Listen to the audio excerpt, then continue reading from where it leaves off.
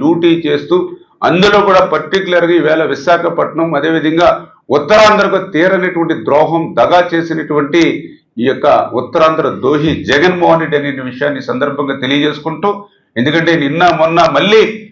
వెళ్ళిపోయిన పరిశ్రమలు, ఎందుకంటే మనం లూలుని మళ్ళీ వెనక్కి తీసుకురావడం కానీ, మొన్న కూడా మీరు చూసారు ఏదైతే ప్రఖ్యాత టీసీఎస్ అంటే ఒక ప్రెస్టీజియస్, మీ అందరికీ తెలుసు, ఒక సాఫ్ట్వేర్ ఎన్నో లక్షలాది మందికి ఉద్యోగ కల్పన చేసేటువంటి ప్రఖ్యాత టీసీఎస్ని మళ్ళీ ఈరోజు విశాఖపట్నాన్ని తీసుకురావాలని చంద్రబాబు నాయుడు గారు, లోకేష్ బాబు గారు కృషి చేసి ఆ టీసీఎస్ డేటా సెంటర్ని మళ్ళీ ఇవాళ విశాఖపట్నాన్ని తీసుకొచ్చి మొదటి విడతగానే 12,000 ఉద్యోగాలు ఈవేళ సాఫ్ట్వేర్ ఉద్యోగాలు కల్పించేటువంటి పరిస్థితిలో ఈవేళ ఆ టీసీఎస్ని తీసుకొస్తూ ఉంటే,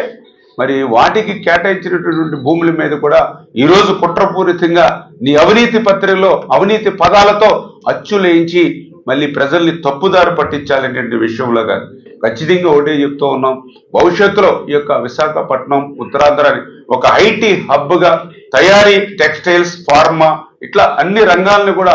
అభివృద్ధి చేసి మళ్ళీ యువతకు ఉద్యోగ ఉపాధి అవకాశాలు కల్పిస్తామని చెప్పి కూడా మీ ద్వారా కూడా తెలియజేసుకుంటూ, మరి అదేవిధంగా ఏదైతే నిన్ననే మనం చూసాం, మరి కాశ్మీర్లో మరి ఉగ్రవాదుల దాడిలో 28 మంది